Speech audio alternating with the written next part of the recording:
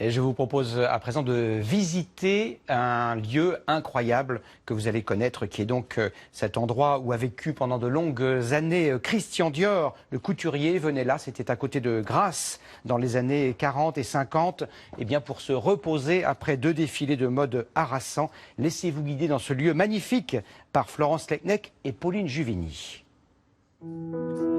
Dans les terres, en retrait des mondanités de la Côte d'Azur, le château de la Colle-Noire. D'abord un rêve d'enfance pour Christian Dior. Désargenté, ses parents ont quitté la Normandie pour s'installer à 2 pas d'ici. Dans les années 50, le couturier parvient à s'offrir la propriété. Depuis 2 ans, une centaine d'artisans s'attachent à lui redonner vie. Catherine a veillé sur chaque point des tentures et rideaux, du cousu humain pour une maison qu'elle ne pensait pas pouvoir approcher. On regardait comme ça, sans pouvoir y pénétrer.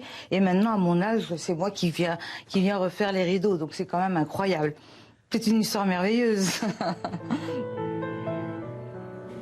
L'alcôve de la chambre se confond avec les documents d'époque. Le monolithe de marbre de la baignoire, tout semble intact jusqu'à son bureau. Il nous manque encore le téléphone en bakélite noir avec lequel il appelait l'avenue Montaigne pour suivre ses affaires. Le décor d'origine voulu par Christian Dior commence à renaître. Mais pour comprendre l'implication de Christian Dior, il faut s'installer quelques instants sur les hauteurs de Nice. Album consacré aux photos de Dior. Lux Vetchin a tout conservé. Les dessins du couturier côtoient les tracés d'architectes pour aboutir à la transformation de la Colle-Noire pilotée par son père. On va commencer par le commencement. La ferme. La ferme, qui se métamorphose, voilà, à coup de baguette magique. Face à un bassin de 40 mètres, ce qui n'était que grange et cave à vin devient une bastide majestueuse.